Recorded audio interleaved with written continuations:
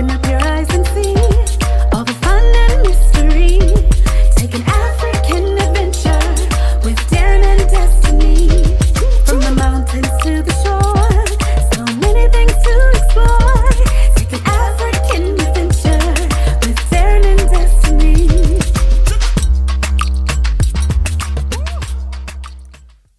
All right, everybody. Hope you're doing well. Thank you for joining me for another edition of Bridging the Gap. And if you look at the title, you see this is going to be a barnstorm. I'm not sure if I use that properly, but it's going to be a great conversation. Let's say that.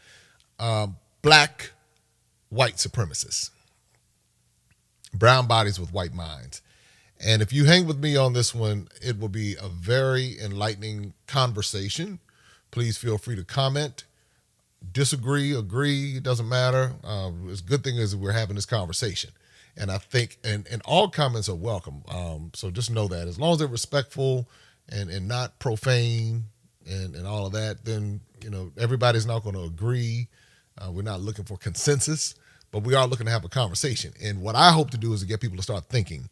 And so I say it pretty directly. I don't dance around a whole lot of things. And I say it because you get to a point in life where if you dance around everything, then nothing changes. And I think that's what I'm really tired of seeing, nothing change. So anyway, before we get started, make sure that you click that like button, that subscribe button. Let's do that. Make sure that happens. And please click the share button. Let people know after you subscribe, let them know they should subscribe because we're having some good conversations over here. We're going to be introducing our decolonization of the mind. It's called Awakening, Decolonization of the Mind. That online video course is going to be coming so that you can understand the process of decolonization. So that's in some of the steps of what I've had to do in this process of decolonizing my mind. And conversation like what we're going to be having tonight is going to be very important about the decolonization process. Okay, so what does it mean for someone to be a black, white supremacist? That sounds like that's like how can that even happen? Now, let's understand that white supremacy does not automatically mean racism. It just means that a particular culture or ethnic group is revered as being supreme, maybe in their own minds, maybe in the minds of others, or their culture or their systems or standards are supposed to be the standard. I'll never forget the time when people started talking to me, they would use this term, this is proper. And I was like, well, where did they get that from? Well, that term proper it's not proper this, it's not proper that. And these were, brown people saying this. And I was like, where did that come from? And many of them came from one of those places where that term was instilled by white supremacy. So let's talk about it. All right.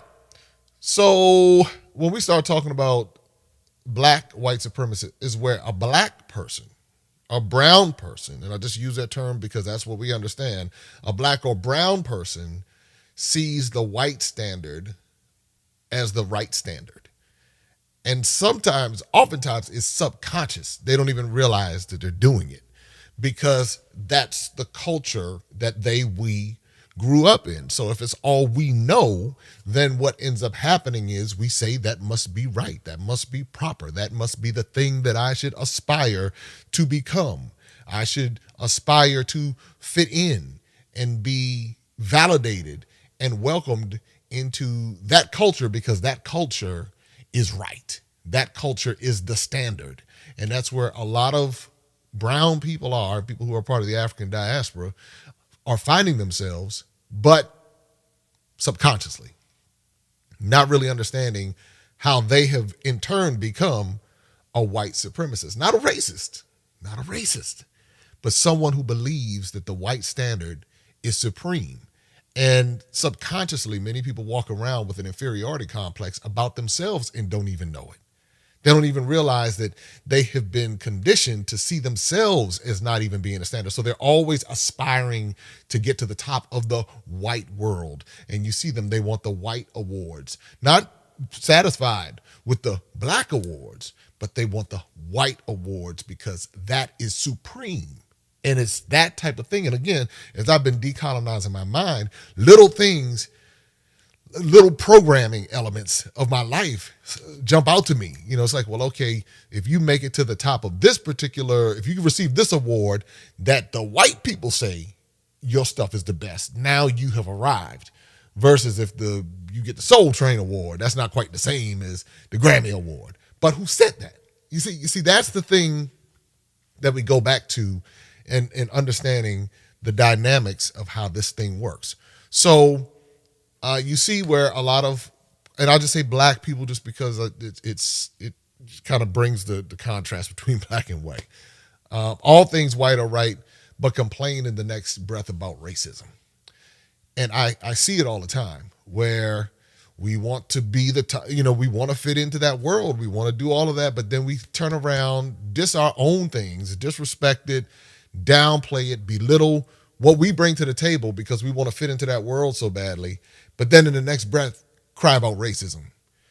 So for me, what I realized is I said, well, I can't cry about racism if I'm now going to be trying to reach the top of that world. And it also, for many people, they lack the confidence in themselves. So they say, well, I'll never forget the time I remember this preacher.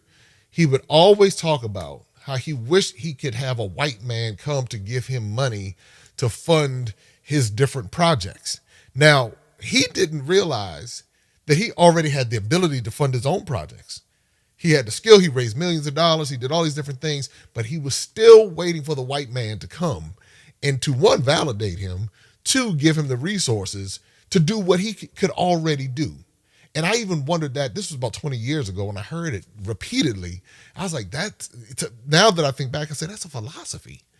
And a lot of people had that philosophy without realizing that they have the talent and the ability within themselves to do the very thing they're waiting for the white savior to come and do for them. And that's a part of that white savior complex. And that's also an offshoot of that black white supremacy thing. You have brown bodies that are trained to see white standards as better than. So it's always, that's the good area. I want to go live in Potomac. I want to go live in Great Falls. I want to go live in Alpharetta. I want to go live in Beverly Hills. I want to go live in South Beach or wherever these areas are. But when it comes time to, if you start talking about the so-called black areas, the main ones who will frown up will be the black people or the brown people. Now, I don't want to live there. I don't want to live there. I don't want to live among them people. I don't want to be around them. And I understand from a cultural standpoint and mindset standpoint that you can have some challenges that people don't have a similar mindset. But when you hear brown people diss their own people and then say, I want them, that's a black white supremacist. And I understand the frustrations. I do understand the cultural frustrations that take place within our community. I get it oh so well. But as a part of decolonizing, it's also checking it to say, I know the frustrations, I know the mindsets that we're dealing with, I know some of the habits and behaviors and all of this stuff that we have going on, but let me not go run to the other side as if that's going to be my saving grace, because there's just as many issues and challenges over there. But if I'm thinking that it's supreme and if I'm thinking that it's right, then I'll overlook those challenges and then condemn the very place and the people the place I come from and the people who look like me. So there's a lot of that going on. The educational systems that 99% of us grew up under are white supremacy or white supremacist educational systems, meaning that up until, and I don't want to start quoting dates the wrong way, but over the past 200 years or so, they didn't have formal educational systems the way that we see it today in America. So once these systems were put in place, one, they restricted a lot of brown people from getting the quote unquote new quality education, because they understood this is an advantage. If you create a system and then you don't educate the people on how to flow within that system, they're going to be at a disadvantage. They might very well be intelligent geniuses. You put them in their system, which was altered and disrupted, you put them back in their system and they'll thrive. But if you now transplant them and put them in your system, but then you don't give them the ability to learn, they're going to be at a disadvantage. And so you see this time and time again, but we try to rise to the top of that particular educational system as if it's supreme without realizing how it was actually set up to oppress in many ways. Now, does that mean that you don't go get educated and all of that? No. It's just kind of putting it into perspective that you could have 15 degrees. That doesn't make you better than the next person. But if you are now saying, okay, I have all these degrees, I'm educated, I'm this, that, and the other, all y'all over there sitting over there, and you don't have this and you don't have that, that's now just another way of reinforcing that the white supremacy educational system. And so, again, get the education, but at the same time, recognize where the origins of this system, the intentions of the system, and how, and I always say this for people who are climbing up that ladder, if that's how you want to look at it, how are you now taking that and sharing that and helping someone else?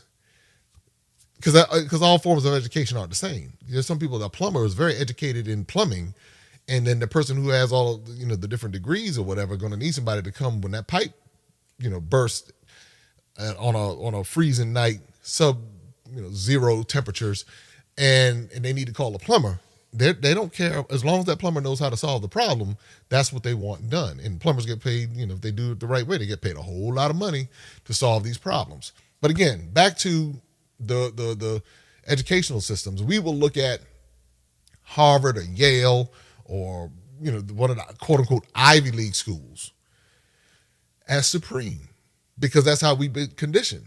But then we will look at an HBCU as, it's not quite as good a school, or that day school over there is better than that school over there. And it goes back to the white supremacy elements and it also goes back to socioeconomic class, because those who have the money are going to invest the money into educating their children on a particular level in a particular system. And so if that's reinforced over and over and over again, subconsciously, we don't realize that it's just another form of white supremacy.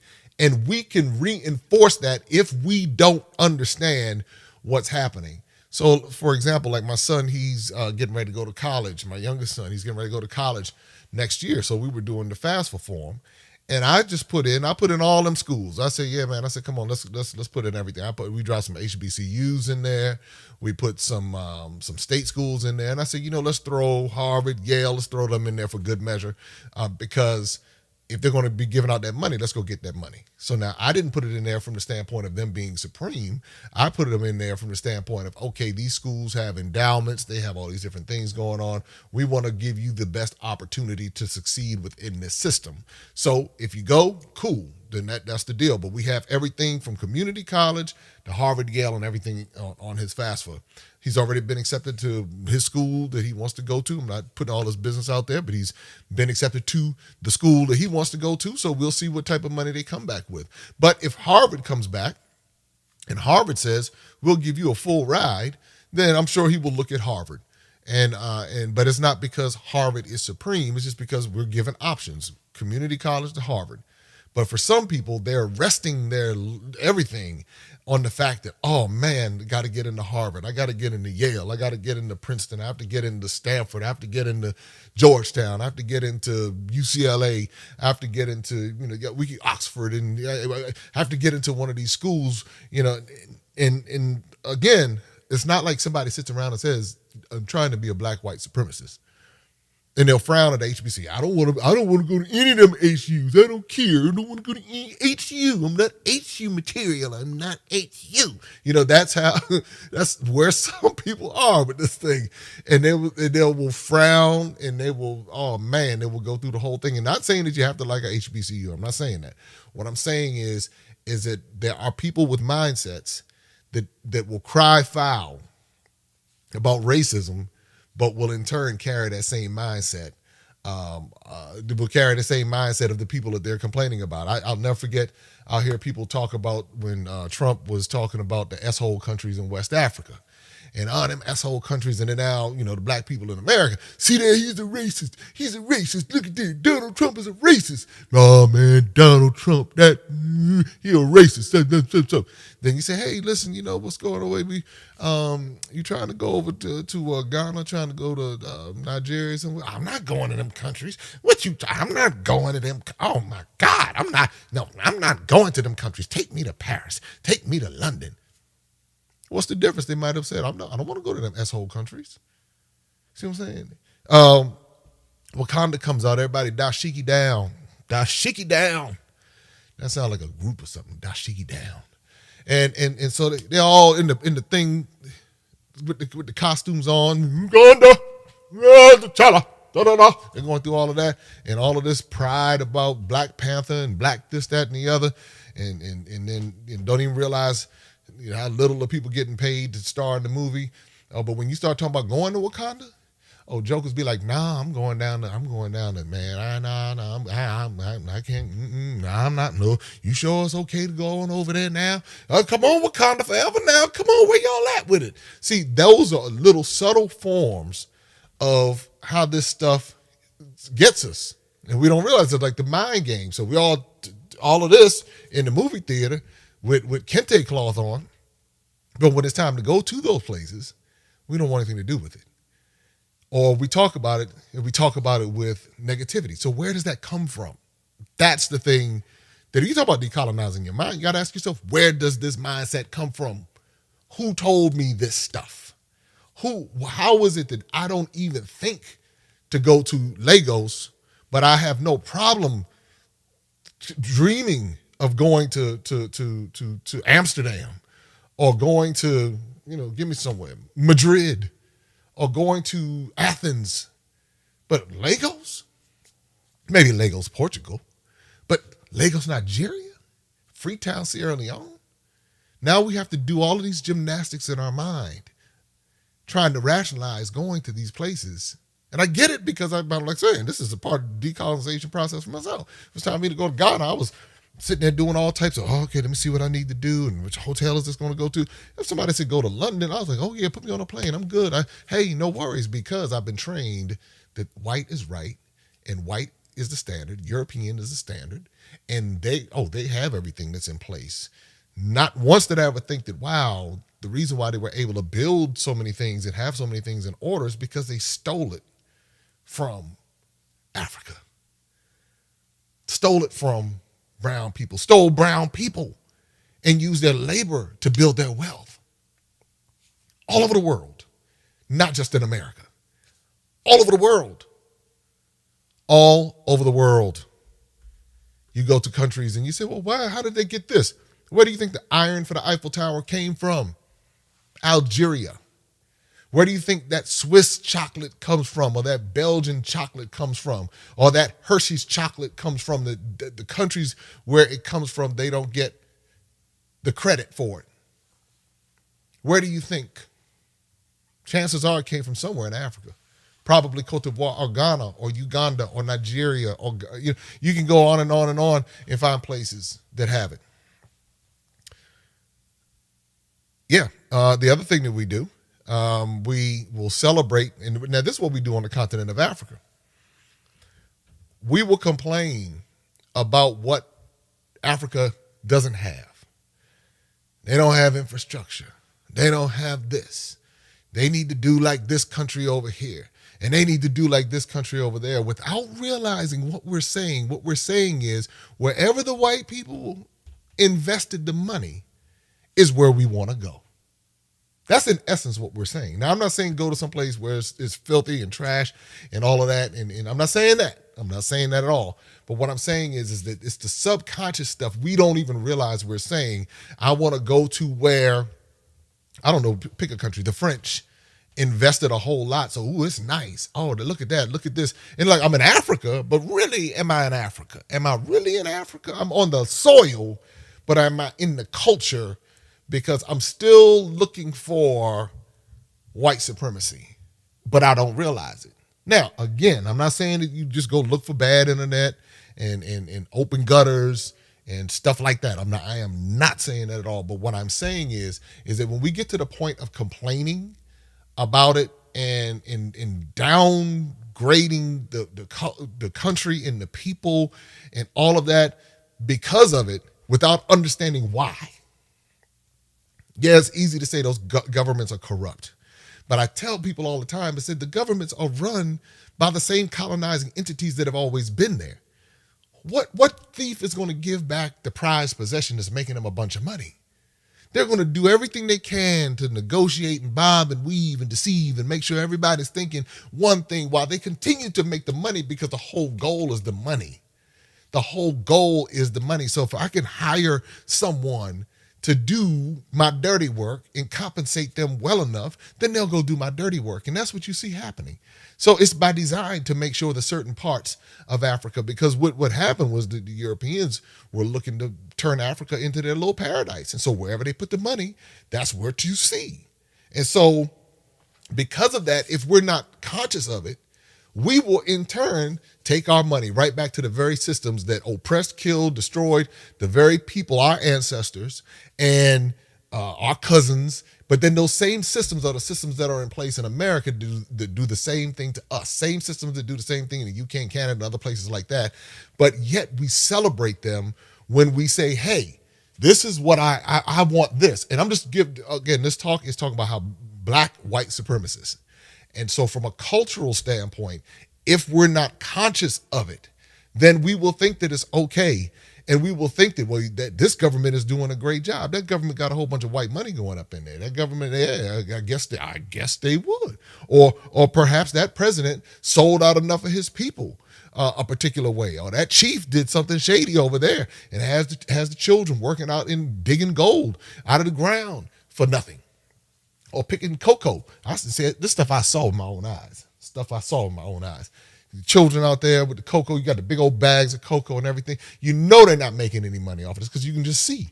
Because their culture is like the values, like gold is valuable to some people, but it's not valuable to others. So you just see, you saw this, what was going on. So in my mind, I'm saying, okay, why is it like this? Well, and let me be very clear, because some people think that if I'm talking about, they perceive it as if I'm talking about them, meaning the people. What you will not hear me do is talk down about the people. What you will hear me do, and I will never, never celebrate the systems that have oppressed the people. So you will never hear me celebrating the colonizing systems that deceive, steal, kill, all of these different things from the people. So if you hear me talking about judges with white wigs, I'm not talking about the people in that particular country. I'm talking about that system. I will never celebrate the system that puts its foot on the backs of African people, whether it's in Africa or throughout the rest of the world. So just to be clear, because some people, maybe they're in it, maybe they're so into it so much that they're believing that they're a part of that thing so much that they're like, yes, you're talking about me. I'm like, no, I'm not talking about you. I'm talking about the real problem. I'm addressing the real issue. And the real issue is what this stuff is doing all across the world, still to this day. But most of us don't realize, and again, most of us don't even realize that we're white supremacists. We're thinking that it's normal. Let's see what else. We say Black Lives Matter, but I have to wonder if it's only Black lives in a certain part of America that matter, because I rarely hear, the chatterboxes fighting against the injustices of Black lives around the world beyond the hashtag that makes them look good. So you got stuff going down in Brazil. It's a very racist, divisive situations in parts of Brazil based on skin color. And you have roughly 100 million Afro-Brazilians. You have roughly 43 to 47 million Afro-Americans. So they outnumber almost two to one in Brazil, but you rarely hear about them. And so when you rarely hear about them, that's by design. You have you go into Israel and in different parts of the Middle East, and you have Afro. When I say Afro, meaning from the skin complexion and some of the places they may have migrated from, you have those people in those particular areas. And some of them are indigenous Hebrew and all of that. They have a whole lot of melanin in their skin. But what you begin to see is that when these pop culture things come around, we'll say Black Lives Matter and police brutality and this is what's going on, but many of us could give a rat's tail about those same police brutalities that are happening in Nigeria and when they protest SARS and you have protests and people getting killed at the toll booth. Many of those same Black Lives Matter people could care less about what's happening in different parts down in Brazil, and don't even know the history of the slave trade. When it comes to this whole 400 years, I'm gonna do a whole thing on this 400 years that I've heard. I've heard the term 400 years a whole lot since 2019, because that was supposed to mark the 400th year of the first reported arrival of enslaved people to America.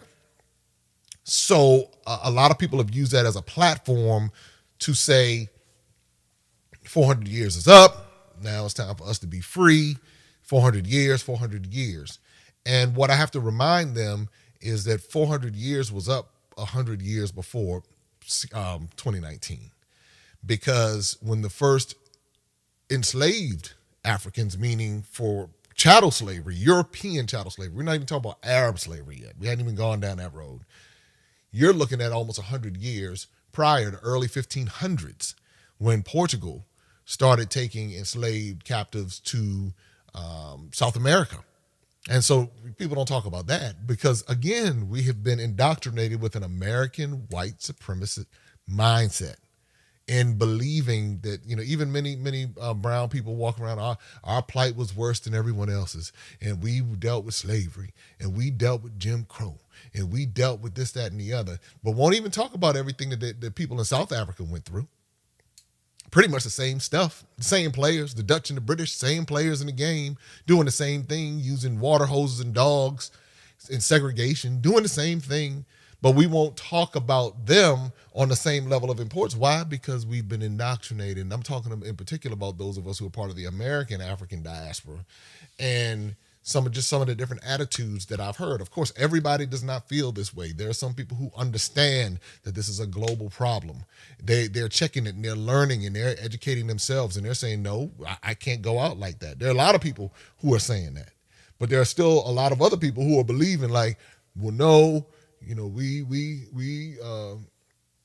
as far as reparations are concerned, I believe firmly there's a whole lot of reparations owed. If you flip the reparations table, a whole lot of people will suddenly be broke.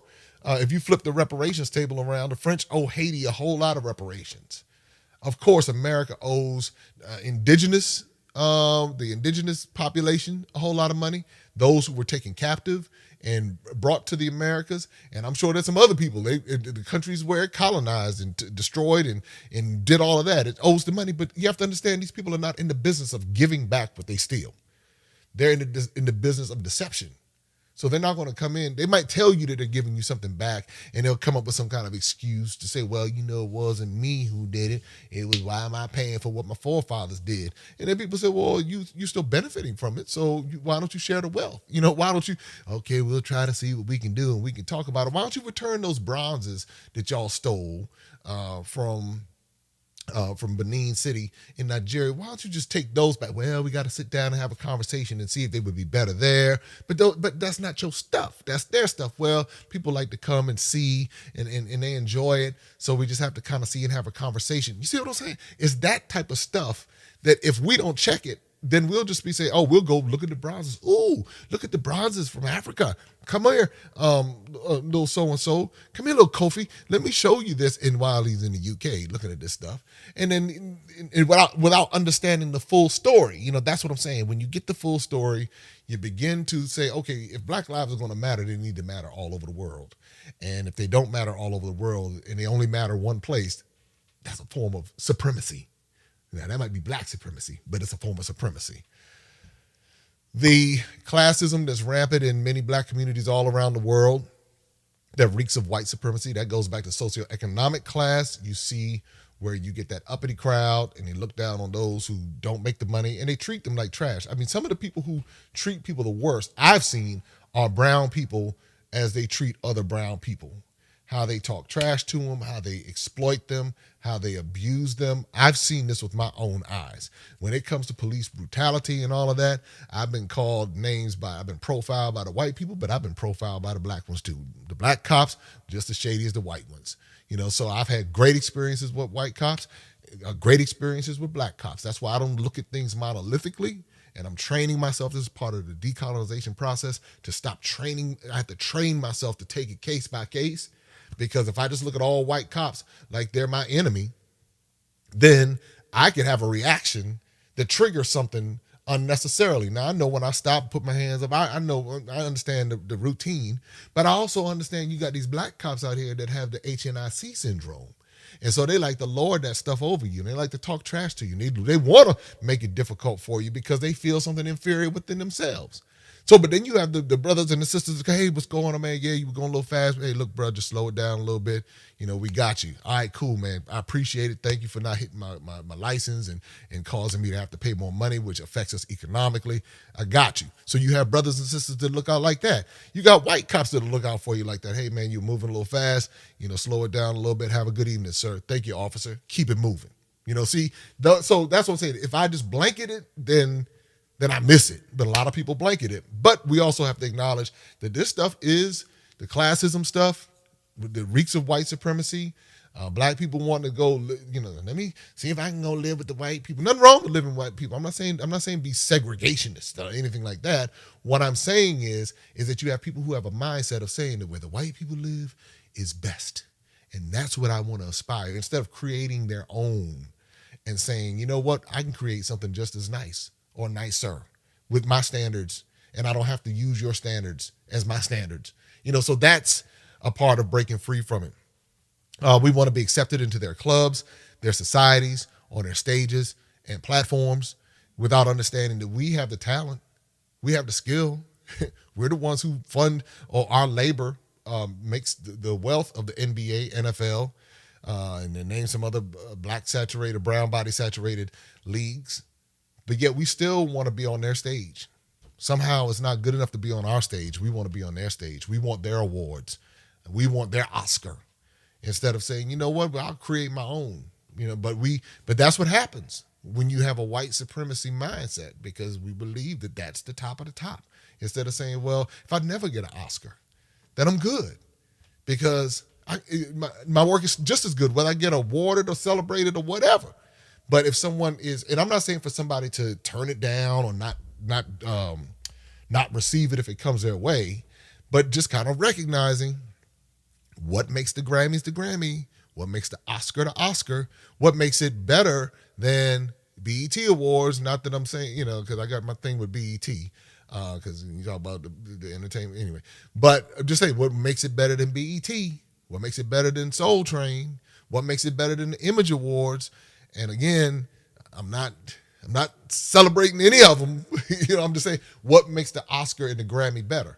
And I guarantee it goes back to white supremacy. We want to be validated in their educational systems. We want to be validated in their religious systems. In particular, many of us who are in the black community and we find ourselves in different religious systems, we want to get accepted in the white world. And that's why I tell people all the time, I say, you will have no problem finding a white preacher with a whole black congregation, but you will have to bend over forwards and backwards to find a black preacher with an all-white congregation. And not that it doesn't exist. And if you have one out there, please send me the link. Send me the link. I'm not talking about a multicultural. I'm not talking about that. Because I know 2 spots that have white preachers and all black congregation, and like 99.9% all black congregation, and all that money from all them black folks going right into them pockets. But could we do the same? And even for us, would we, so it's like some people in those environments feel as though it's better for them to follow the white man than to follow the black man, because they get tired. I mean, because I get it, because you got so many games out here, so many games.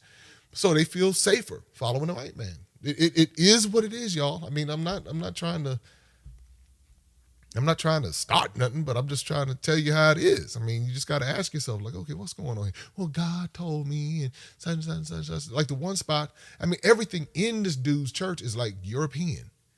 It doesn't even represent the people that he's supposedly serving.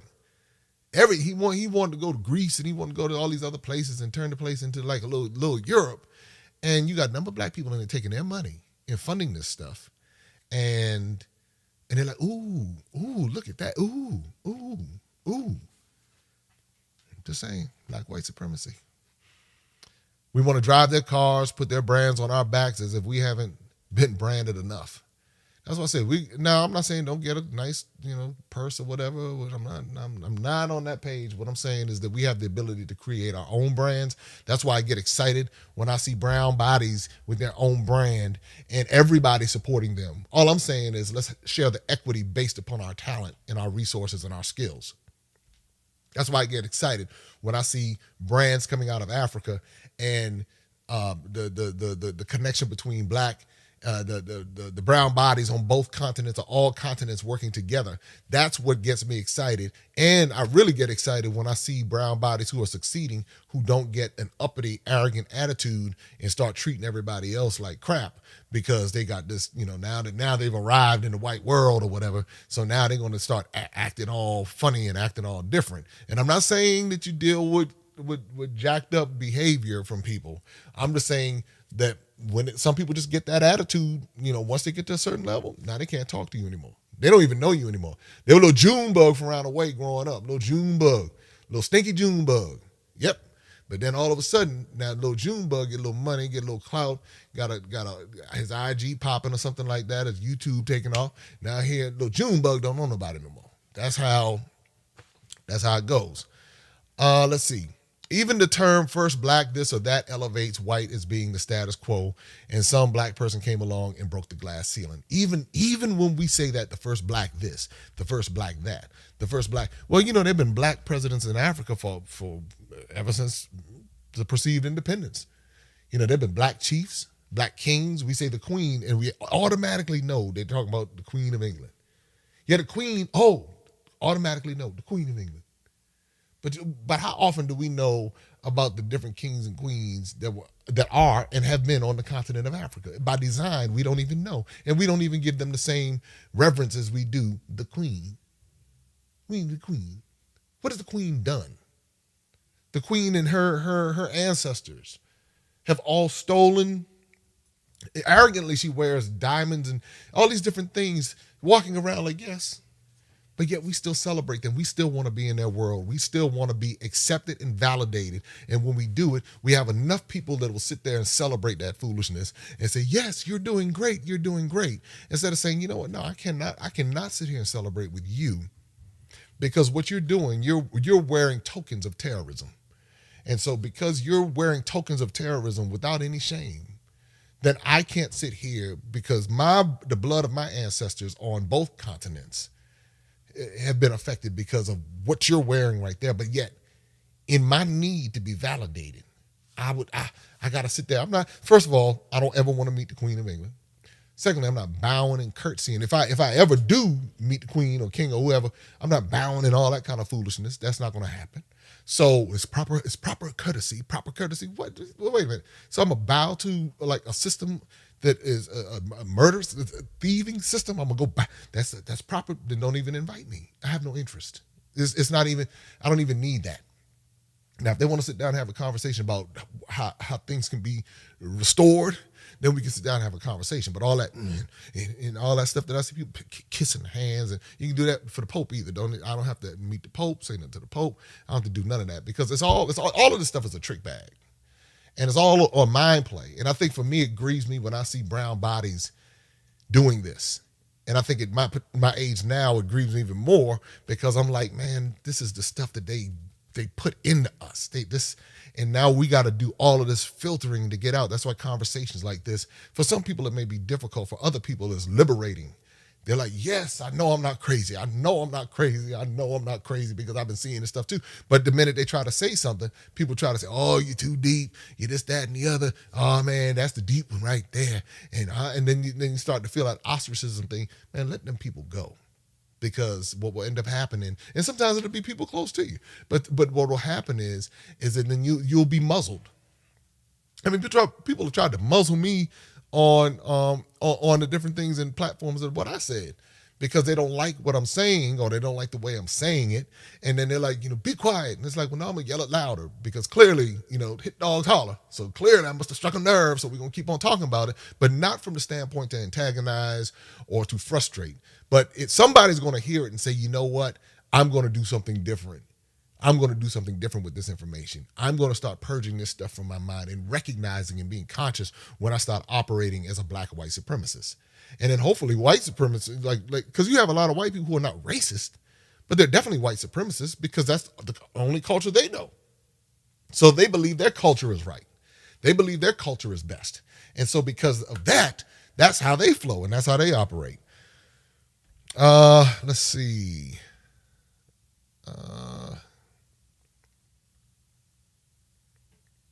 I talked about this. Perhaps because we have been educated and indoctrinated since childhood with these white supremacist curriculums, we don't know any better, and that's the reality.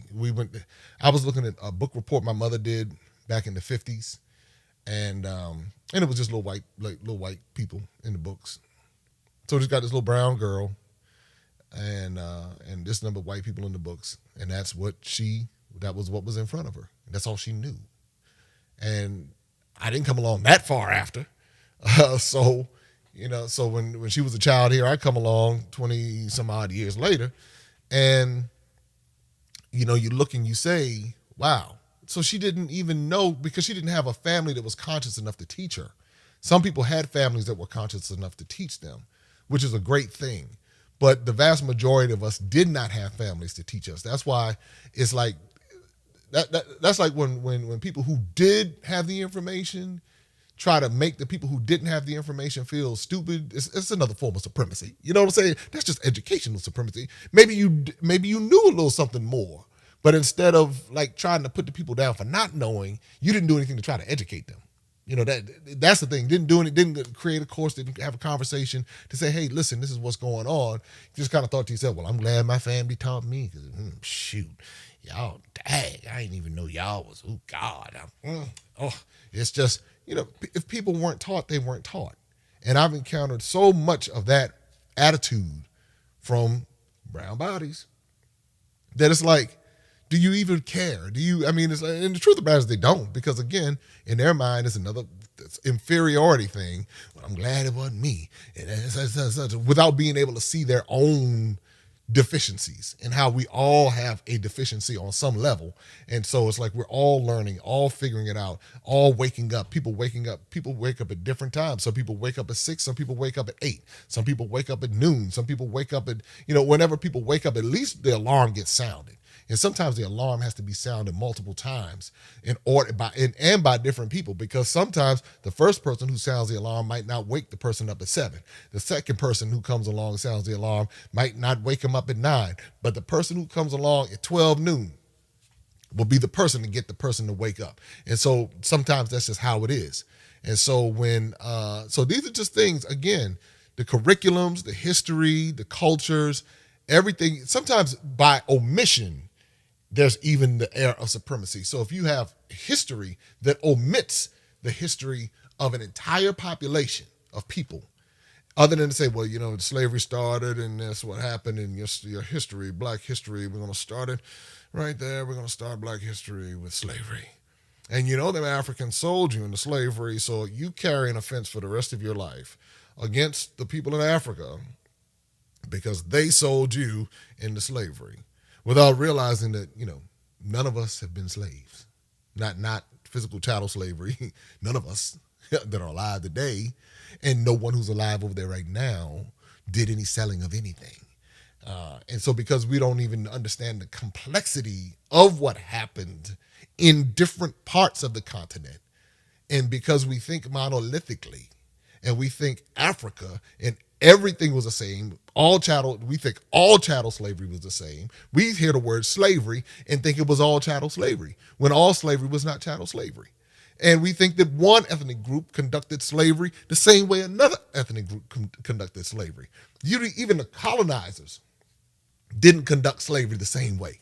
So you had different forms of chattel slavery, some that sought to erase identity, some that just wanted to get people over there and treat them in the most inhumane ways. You had buck raping. You had the sons sleeping with their mothers, and you know what that's called?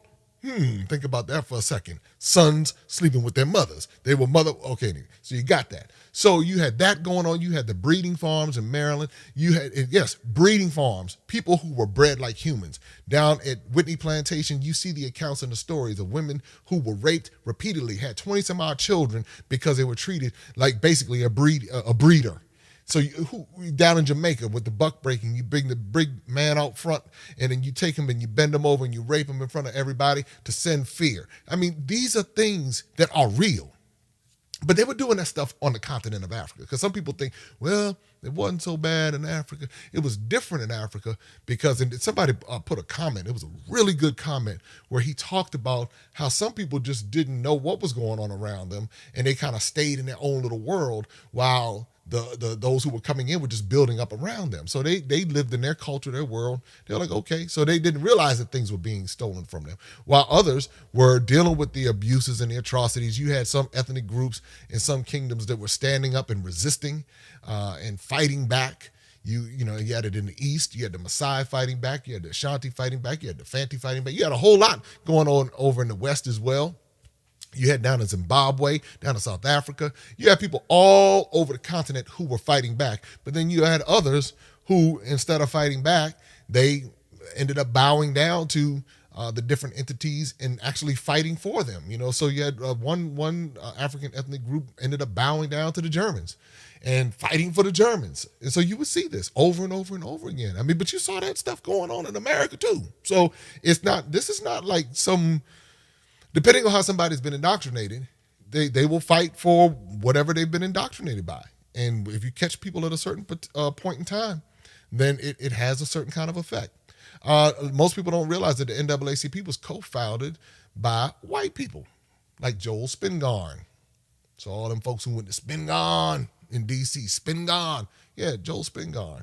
And he was a white New Age Jewish person. And you had a lot of New Age Jewish people who were controlling the money and controlling the NAACP, while you had W.E.B. Du Bois and others who went over to Canada to try to put all this together. But you still had them controlling the money. So it made you wonder what was their interest in the National Association of the Advancement of Colored People. But when you start really getting into the history of some of what the NAACP has done well, but then there's another side to that NAACP history. And again, when you start diving into it, and just because it says black does not mean that it's for the black people now. Please hear what I'm saying. Just because it says black does not mean that it's for the black people. So again, you do a little research. But why were they there? And I think and fact check this, but when they finally turned, I don't even want to say turned it over, when they finally put a black face on it, I think it was like in the 1960s. And so I don't know what's going on now. I don't know how their hands are all into it, but they got to raise that money every year. And where does this money come from? Who knows? But you got to ask yourself, why were they there? Well, the blacks didn't have this, that, and the other. Yeah, that sounds good. But if you know what I know, wherever there's an opportunity, and if that was an opportunity, you have a whole country full of people, and you control the money. You control the money for a whole group of people, and you don't even represent the group of people. You're not even a part of that. You're coming from the outside, and you're supposed to be saving the people. Come on now. Come on, y'all. We got to do a little bit better. Let's see. Something else a lot of us are cool with without realizing. Many Europeans and Americans and whites will adopt children from the inner city or Africa and erase their indigenous cultures. Now, this is not everybody, so let me be very clear. I know families that have white families that have taken children from Africa, from the inner city, and did not erase their culture. That's why I do not speak monolithically. And I don't think that this in and of itself is a bad thing. It's only when they take these children and now they whiten them up. And when they start whitening them up, that's when it becomes a problem. And now they don't even want to associate with their ethnicity. They don't even want to be, now the boy was born Jamal. But yet now, he goes over to wherever, and now he's, I don't even want to call a name because it's so interchangeable now. Now he's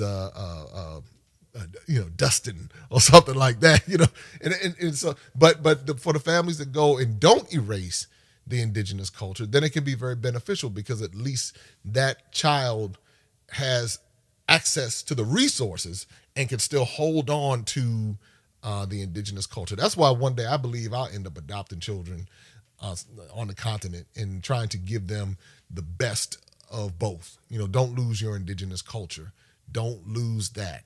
But here, let me get you some access to these resources so you can come back and build up some of this stuff that's been stolen.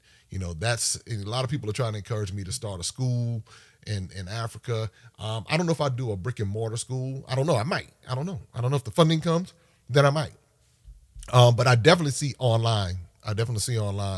And making a lot of resources free. Not everything is obviously, now for people, a lot of it will be free. But some of it won't be able to be free because it takes a lot of time and energy and effort, and it costs money to pull it all together. So one of the reasons why we lose institutions is because we don't have the resources to keep them going. So we don't want to get in a situation where we're just doing everything for free and then begging, because I've done that. I spent many years in the church world. I know how that begging thing goes, begging people to do this and begging people to do that. So it's like you got to find a balance between it so you can reach the people who really need it, while still being able to be financially solid at the same time. So anyway, that's a whole different kind of conversation. But anyway, so you will see that. So if you encounter anybody, white families that have black children, check them to say, hey, they still, black history is more than Martin Luther King now. You teaching them about Marcus Garvey. You're teaching them about Malcolm X. You're teaching them about Kwame Nkrumah. You're teaching them about the Black Panthers, or you teaching them just what you're teaching them. See, those are some of the questions. Have you taken them back to their land and let them, if you sat down and had some of that good fufu? And I'm saying a lot of people do it now. Don't get me wrong. So please don't hear me saying that, because some of these children, if it weren't for them, would be living in horrific conditions. So my thing is, shout out to the people who make sure the indigenous remains in the child, making sure they learn about their history and treating their history just as valuable as this stuff that they teach us over here. Really, and making sure that they understand it. That's what, because I thought about children in, of course, Ghana and Ethiopia. Where else? South Africa. I'm just, thinking about the whole continent and not doing one of these white savior things or anything like that, but just saying, here's some access to some resources, because you know what? That's what you're going to need at the end of the day. If you maintain your culture and you got some resources, then these people will not be able to come through and pimp you. If you have that solid foundation, then I think that, so if more of us do that and not just send $30 a month, that in half, the child might only see $5 of the 30 because they have administrative fees that they have to take care of, stuff like that. If you get on the ground and really, get involved in it, then it just has a different perspective. All right, let's see. All right, I think I'm gonna wrap this up now.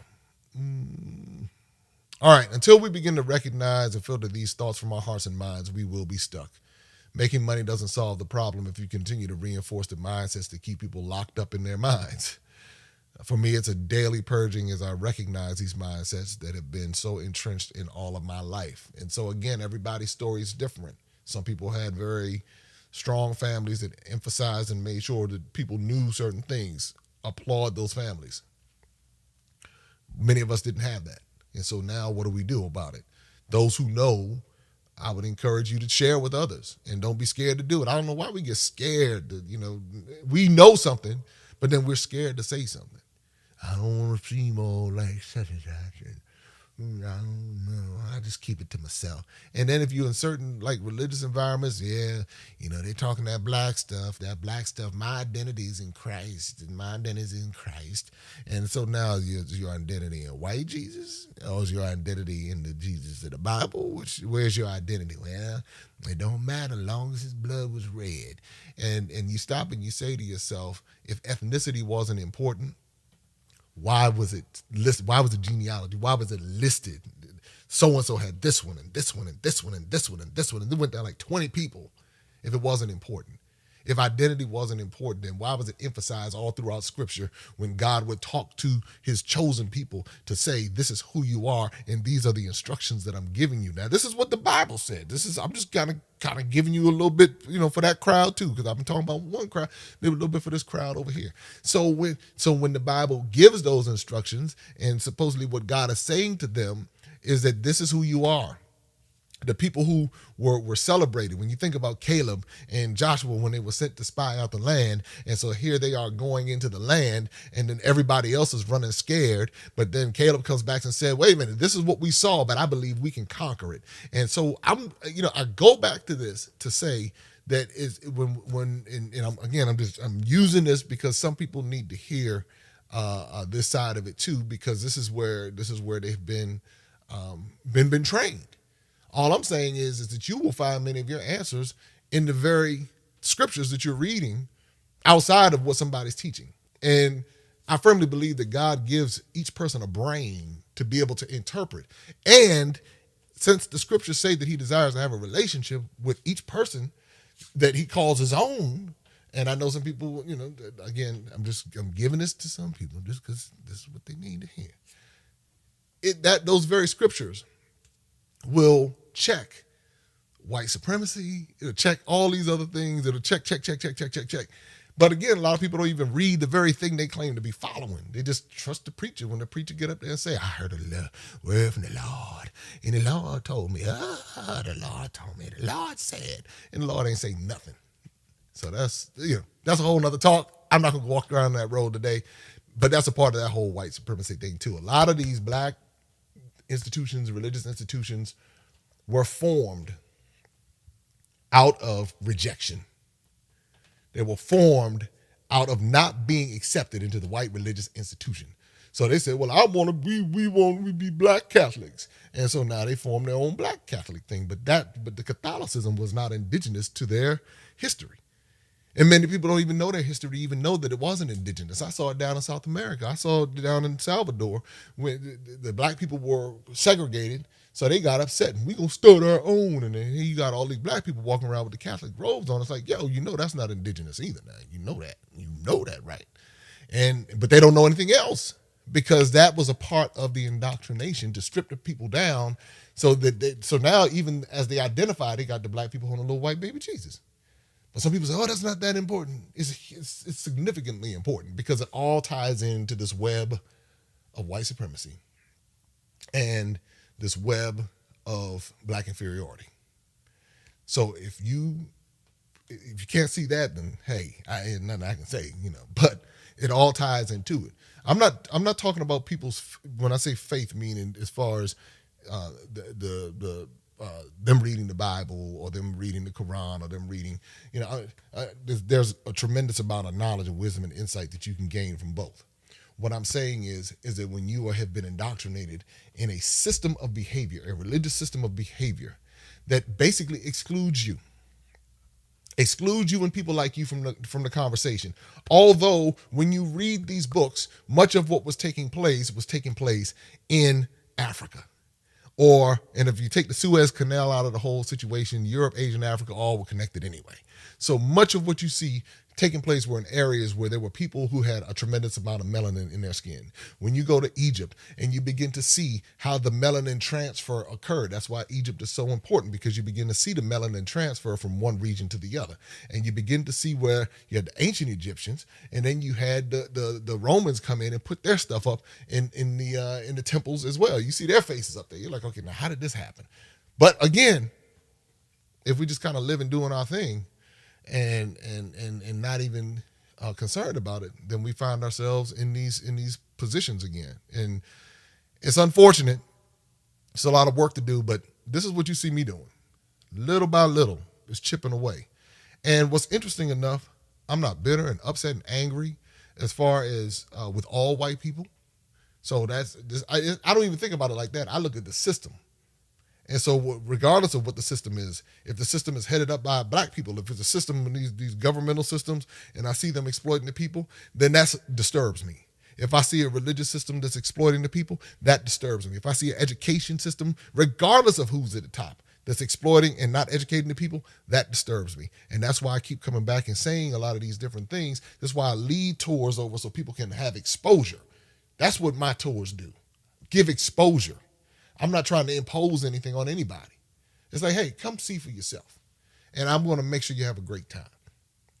We're going to make sure you have fun, learn, and have an experience of a lifetime. That's all I want you to do. That's it.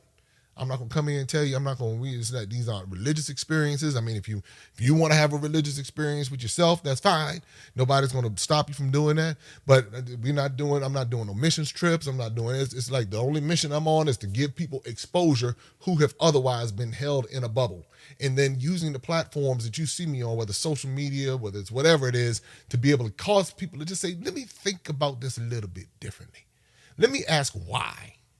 Let me not defend stuff. Let me just ask why it's like that. Why is it like this? And let me stop long enough to, instead of automatically pointing the finger one way or another, let me look at the layers and the complexities. So it's like, so when I talk about the different governments, I don't let the governments off the hook that are mistreating the people, but I understand the puppet. I wish I had a little puppet. I wish I could get one from my man R.J. Temple. He does the puppet thing. Basically what you do is you have a president you put in place and you stand behind him and they say jump, this is the puppet right here, and he move, boop. That's what happened. Boop, boop. That's what happened. Boop, boop, boop, boop, boop, boop, boop, boop, boop, boop. A lot of people don't like to believe that. But it is what it is. Why do you think Trump is now switching his tune so much when he was so nonchalant about the whole vax thing, and now he's like, hey, get it? You'll be like, what do you think? What do you think is happening here? What do you think is going on? This man plays to win no matter what. So he's going to say whatever needs to be said. He's going to do whatever needs to be done because he's a competitor. So if politics is a competitive sport, you have to understand a whole lot of people will do and say whatever they need to do in order to win. All right, so hey, love to get your thoughts and your comments. Again, not looking for consensus or whatever. Maybe there's more you can add to it. Y'all got some knowledge and insight out there. Drop some of that knowledge and insight so people can read and see and share. That's how we got to do this thing. We got to put this stuff out here. Nobody else going to do this for us. And keep sharing it, putting it out there. I'm gonna come back and talk about more. I'm gonna air my production. I wrote it several years ago called The Church Mafia, and I'm gonna offer some commentary about that during I never aired it publicly, so this will be first. But it's needed because spiritual abuse and religious abuse is definitely one of the things that tie into the white supremacy and all of that, because that was one of the tactics that was used. And so now you have black people doing it, and they're refining it on each other. And white people doing it, everybody doing it. It's just craziness. It's out of control. Anyway, everybody, make sure you pick up The Adventures of Darren and Destiny. The bundle is available. Make sure you pick these up. This is how we begin to change the narratives from a young age. So this is just one part of it, though. I mean, I got another one coming out, the Kilimanjaro book, but I'm committed to doing all I can to at least encouraging people to ask the question, why? Why? And then if we can do that and not come at it with a monolithic approach, and we can say and recognize our own black white supremacy tendencies and how we exalt white is right, and some people don't want to admit it, but if you're really honest with yourself, you'll find little pockets of that thing, and then you can begin to purge it little by little. All right, until next time, be sure to subscribe, like, share. Maximum Impact with Jay Cameron. Y'all know what to do. Like it, share it, subscribe. Until next time, and pick up them books. Open up your eyes and see.